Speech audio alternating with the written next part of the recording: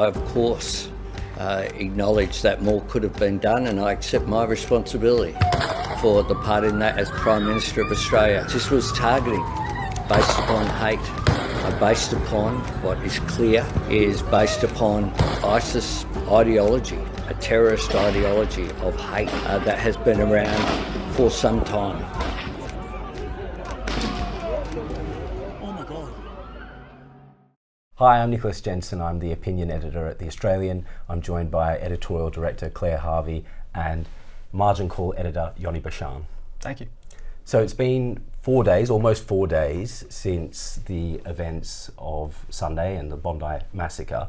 Everything still feels very raw, and I think the emotion is kind of ratcheting up. What's been both your reads, I suppose, of the last 24 hours? Disappointment after disappointment after disappointment. Until today, I felt that the Prime Minister's announcements today and the government's announcement on what they were going to do were welcome, overdue, and still clearly in development. They're clearly scrambling for answers to this, but I think these are solutions that should have been supplied months ago. I don't know why he had to wait another 4 days to announce them, but here we are. Yeah, overdue. I think a lot of people are thinking that. Yeah, I think the Prime Minister's attitude from the beginning of this crisis has been shock and horror, like so many of us felt initially. But then I think he went very quickly, and probably too quickly, towards, but isn't Australia great? Isn't it wonderful that brave people stepped up and more lives were not lost?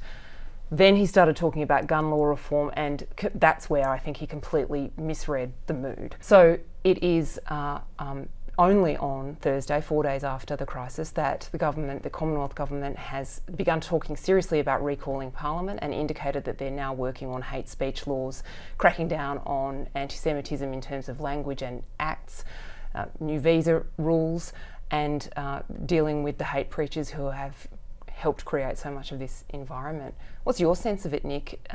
Do you think the Prime Minister has changed his mind in the past few days, has realised something he didn't know before?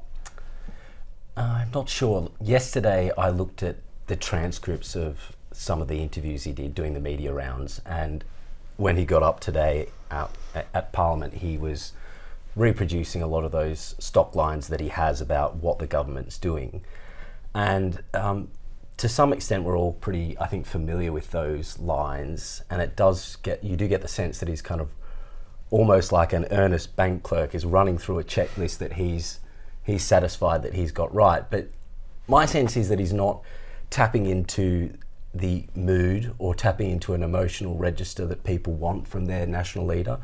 It's a period where, there's this, continental shelf of rage and grief, and people want that reflected, I think, in their leader. I don't know what you think if he's doing that, but... Well, I think the other grave misstep that I think he and other ministers have made is defending their record on this for the last 4 days. Saying, well, we've done more than any other government has done, and we've done this, and we've done this, and we've thrown money at this and that. And then a few days later saying, well, we clearly haven't done enough, and now we're going to scramble and pull all these other resources together and enact all of the solutions that you've been asking for months. I think that just betrays a leader and a government that is in a tactical war to try and bed this down, rather than a government that actually sees and diagnoses a problem and tries to fix it. I mean, if I had to use a word to describe the government over the past few days, it's that it's misdiagnosed the problem the entire time. I mean, what was the first thing that Anthony Albanese did? He started looking at gun law reform. And that's great, but that's scratching at the edges. The root cause of the problem is this anti-Semitism issue. And for whatever reason, and we all have our theories on it, the government's just been in denial about how to handle this. It was only on Thursday today that the Prime Minister admitted that he's done things wrong. He hasn't done things perfectly since October 7, 2023. And the change in tone in 24 hours is remarkable. And I think, I'd love to know what you guys think, there can be no denying that this is because Josh Frydenberg went down to Bondi Beach and made a speech that hit all the notes that the Prime Minister has failed to hit in the past few days. It was raw, it was angry, it was emotional, and it set out very logically the intellectual progression from anti-Semitism as an idea to violent action. I also sometimes, I've been wondering over the last couple of days, and Claire, you and I have spoken about this too, and I haven't quite figured out where I land, but I almost feel in my cynical heart of hearts that talking more about ISIS and magnifying the role of ISIS in this provides an escape hatch for the Prime Minister not to talk as much about anti-Semitism. Because ISIS, yes, is anti-Semitic, but ISIS is actually just jihadist and anti-Western. Yeah. And I worry that has been strategic and possibly tactical in its deployment. And outwardly, what this government has done is push Israel away further than any other Australian government has done in generations. And that would suggest that Anthony Albanese, if we're just talking about him, just doesn't like Israel very much. And he was also, I believe, the convener of Labor Friends of Palestine several decades ago. That's right. This is student politics kind of for grown-ups, isn't it? You know, they were both, Labor from their adolescence and Labor left. And one of the shibboleths of the Labor left is that Israel is a sort of colonising state and is illegitimate. Free Palestine is kind of what they bang on about at young Labor meetings on university campuses. The difference since October 7, 2023 is that idea then spilled into the mainstream and became a thing on social media that Abby Chatfield was talking about. But why then, when most other kind of sensible adults who are on that progression that you have from, uni leftyism to sensible centre, why were they not able to go with the grown-ups?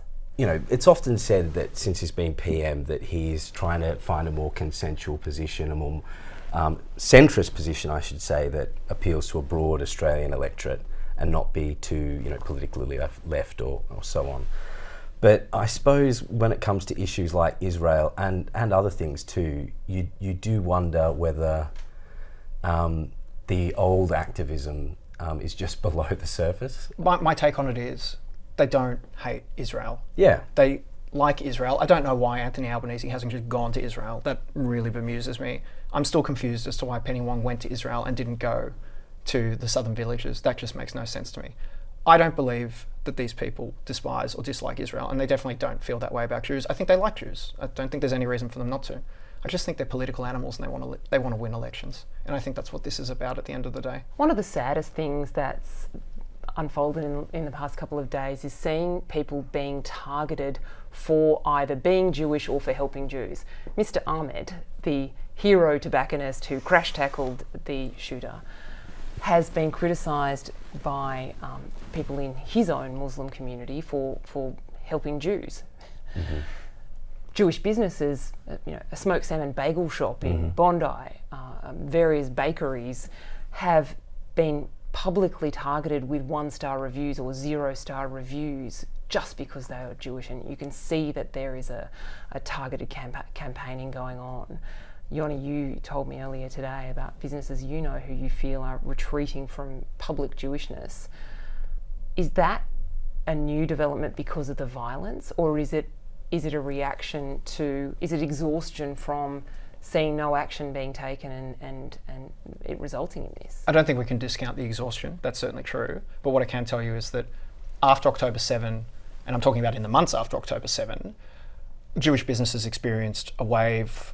For some it would have been a trickle, and for others it would have been a wave, but they would have received a lot of hate, either in front of their eyes, people spitting in front of their shop, or it would have happened online in the ways that you described.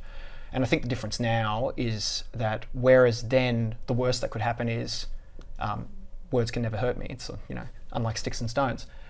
After an incident like we had over the weekend, we know that this is much more real than any of us ever dreamed. And so I think that's why people are having second thoughts about how they want to express their identity publicly. I think that's one of the saddest parts about all this. The Prime Minister's now appointed David Gonski, who is proudly Jewish. He's a very senior Australian businessman. He's been Chancellor of the University of New South Wales for 20 years, to lead a review and a forward-looking report recommending how universities should handle anti-Semitism in the future. God, there's a lot to do in universities, isn't there, Nick? Yeah, there is. I know we've all spoken a lot about it. I suppose on the Gonski appointment, from what I've read and can see, is that he probably hasn't been at the spearhead of university leaders speaking very openly and vocally about this.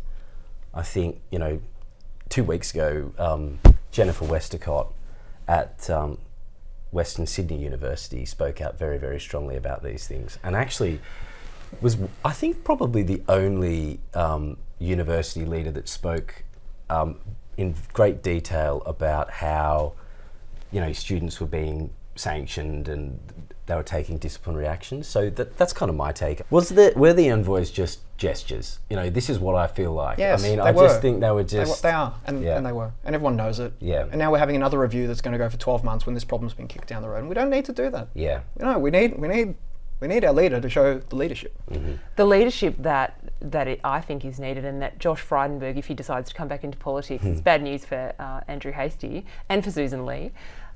He will have to explain to Australians, including smart, reasonable people, why anti-Semitism is different, why it's a different kind of racism, and how anti-Semitism connects to violent extremism on the streets. Because it's easy to say, look, these two guys, one of them's dead, the other one is charged, and of course has the right to defend those charges. We don't know how that will play out in the courts. But maybe they were crazy. They were gun nuts. They were twisted by ISIS recruiters, and it doesn't really mean anything. It's not connected to anti-Semitism.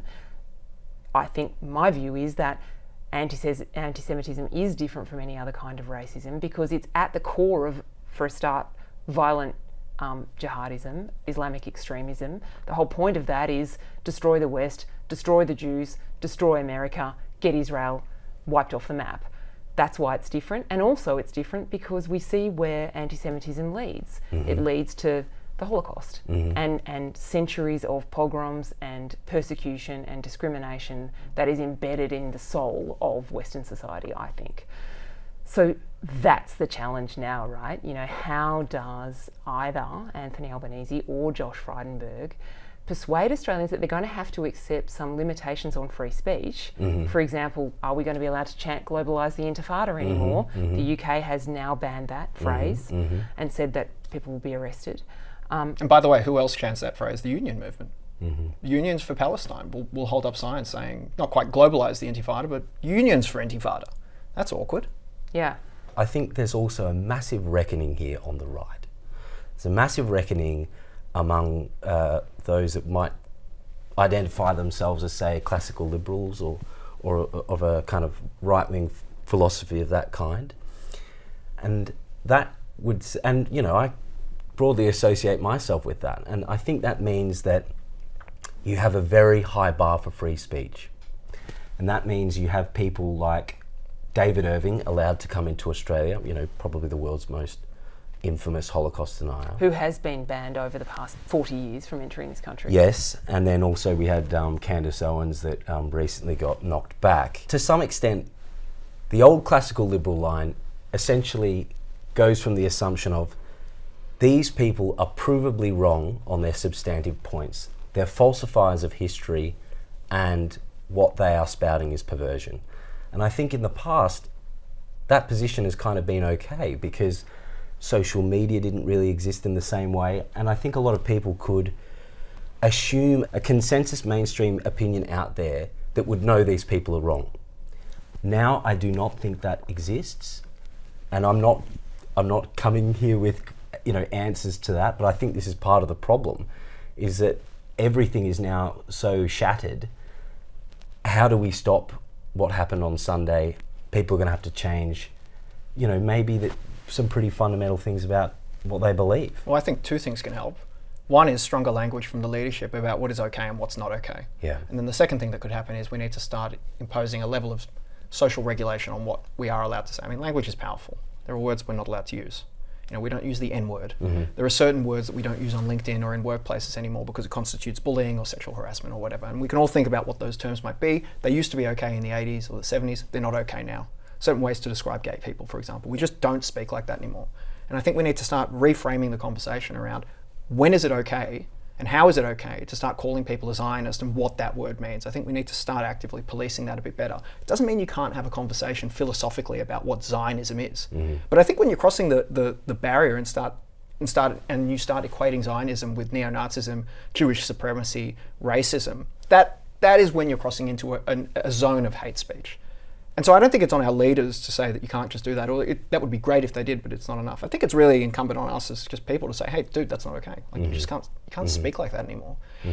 That would be the most powerful way, I think, to start hemming in the way people speak about this, and changing people's minds about it as well. The word has been co-opted by Palestinian action groups and other people with a vested interest in warping and deranging what the word Zionism means, which is just Jewish self-determination in the ancestral homeland of the Jews, not in some part of Africa or even in Australia, which was once ridiculously proposed. So Claire, you've been a journalist for many decades.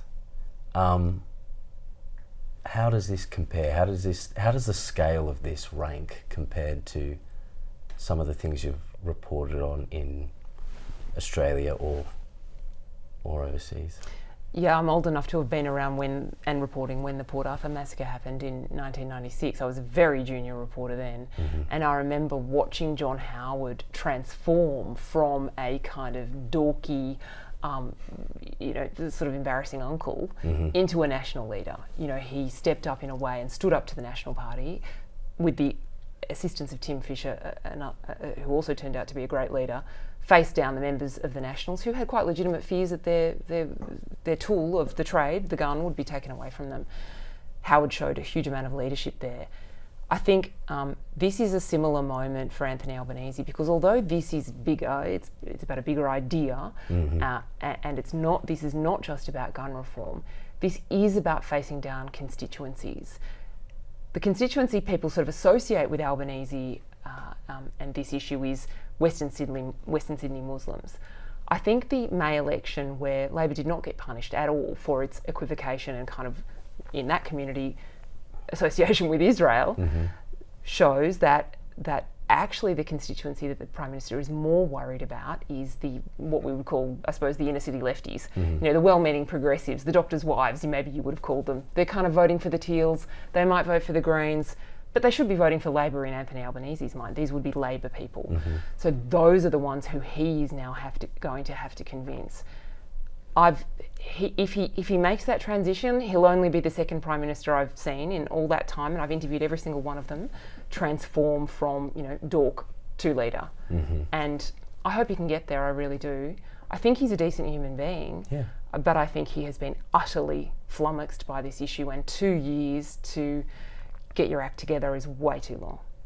It's funny you mention Howard and Port Arthur, because I remember watching an interview with him not so long ago. Perhaps it was an anniversary for Port Arthur, and he said something really interesting. He said when he went to Port Arthur, or when he went to any place where there'd been a national crisis, that it was very important for him, A, to be there, but B, to not cry, to not have this kind of emotional incontinence. He needed to be there in a way that showed those who had lost people or who were suffering that he was ready to listen to their grief, to their agony. And I thought that was really interesting, and I think those comments are really interesting given what's happened over the last 4 days. It's a generational thing, isn't it? I mean, I want to see one of these people cry. Yeah. Josh Frydenberg came very close. Yeah. His voice went up about 17 octaves, and I love that. I want to see some tears of rage and frustration from someone. But Howard couldn't do that because that's not what men do, and that's not what leaders do for the boomers. He was a boomer. Yeah. Albanese maybe can't do it because that would mean admitting that he's got it wrong, wouldn't it? Yeah. I was sharing with Yoni earlier this week a piece that was written after 9/11 by an American journalist, and it was called "The Case for Rage." And I sent it to Yoni because it slightly reminded me of the piece that he'd written during the week. It had the same kind of feel about it, which was, if you don't mind me saying, a kind of a focused rage, a clinical anger, and that makes, it's not fulmination, it's not emotion, it's very clinical and focused about. And I think Frydenberg had that same effect. Do you think that's right? I think it is right. I think we saw that. I'm also remembering when Howard did have to actually show some emotion. I'm thinking of that famous speech he gave in front of the farmers, in front of the shooters, and he was just saying, I'm sorry. Yeah. I'm sorry. This needs to be done. Famous photos taken from behind him showed that he was wearing a bulletproof vest at those big rallies. And I was thinking about this the other day. It was such a moment for Australia that the Prime Minister of this country would need to wear a bulletproof vest at a public rally. It was it was, of course, interpreted by the two camps in different ways. Howard was a coward. Well, he didn't want to do it, did he? No. Yeah. Or Howard was extremely brave and stepping up in a dangerous situation. It was. Can I ask you, Claire? You know, one thing I'm seeing, and I know I'm echoing the views of a lot of people, is that we're seeing more conviction out of Chris Minns than we are out of the PM. And there are certainly some people out there who would be thinking to themselves, why isn't that guy our Prime Minister just for the week? What is it about Minns that makes him different from Albanese in terms of how he feels about this? And why is he more believable and credible? He's phenomenally articulate, Minns. He's in the Labor right as opposed to the Labor left, so he doesn't have a position to defend in terms of Palestine. Josh Frydenberg was critical of Chris Minns, though. That was a moment for Minns. Frydenberg said, well, Premier, the marches over the Harbour Bridge happened in your state. Yeah. He did try and stop it. Yes, but as Frydenberg said, he did try and stop it. The police went to the Supreme Court and got rejected.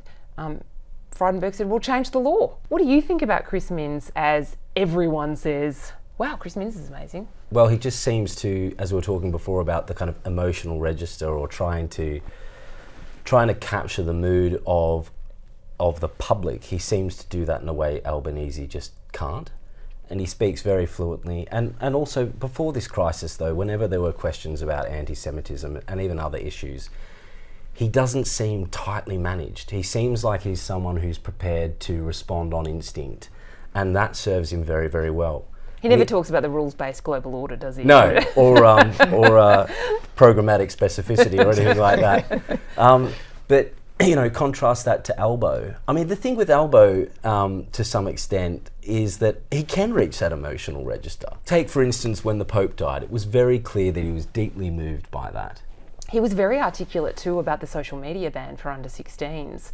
He spoke about the grieving families who'd come to see him and begged him to take action. You don't often get two opportunities in public life, Yoni. Do you think we will see him visit Israel in 2026? Gosh, I think it would be prudent if he did. I don't think any harm would come if he didn't. I've always wondered, again, Penny Wong, our foreign minister, not going to the southern villages in Israel. I don't understand what political capital was gained or held by doing that. I saw only political capital being burned. I saw nothing good having come out of that. And I feel the same way about Anthony Albanese. What is lost by visiting Israel? What is betrayed by visiting Israel? But what is given up by not going? Well, everything. No one believes that you truly identify and connect with this issue if you can't go and shake hands with Bibi Netanyahu and visit the southern village. Yeah, and see it for yourself. I know that that's important, but I would really like to see whether he might go down to the Great Synagogue. I'd really like to see what would happen here if he did that. Now. If he did that now. I He mean, went to an interfaith service at the Catholic Cathedral, that's true. though, Nick. He did. Now, actually, I think yesterday was kind of a big day, I reckon, in the history of this country. We had a lot happen. You know, Frydenberg's down there delivering this, you know, huge speech that seems to be a landmark. They had this extraordinary moment on the steps of St Mary's at this interfaith service that you referred to, where the Archbishop is chiding the Prime Minister. I mean, it's huge. It's like Daniel Mannix around the time of the referenda for World War I, criticising our Billy Hughes, say. It's a pretty extraordinary thing. Many years from now, we're going to be looking back on these events. You'll be recounting them to maybe your grandkids even. What is the most striking memory of Sunday that you're going to be recounting to them? One image that I won't forget is of one of the gunmen seeming to ward away a passers-by as he was shooting into the crowd of Jews celebrating Hanukkah, as if to say, I'm not interested in killing you, I'm only interested in killing Jews. That's the moment that shows that this was connected to anti-Semitism, right? There, can be no other response to that, I suppose. I'll never forget people sprinting in terror from the sand at Bondi Beach. We've seen shark alarms before. We usually think the peril is in the water, and we've all got the Jaws theme in our head when we go to the beach. We've seen people run out of the water in fear. I've never seen people run from the sand in fear at this place, which is, you know, so dear to all of our hearts as Australians. It's holidays, it's summer, it's Christmas, and you know, Australians were terrified en masse for really one of the first times I've ever seen. What about you? I think I'll remember Reuven Morrison, one of the older gentlemen who didn't know he was being filmed and confronted one of the gunmen with a brick, and he threw it at one of the shooters. He was one of the fatalities. He was one of the people who was murdered, and I'm just awestruck by the bravery of him, and obviously the bravery of all the other people involved, but particularly a very elderly gentleman who put himself directly in harm's way, may have even known that he would have died doing what he was doing, and throwing a brick at a gunman, knowing that it's not going to be of great consequence, but trying anyway. I just think it's outstanding. Well, thanks, Yoni. Thanks, Claire. Thanks, Nick. Thanks.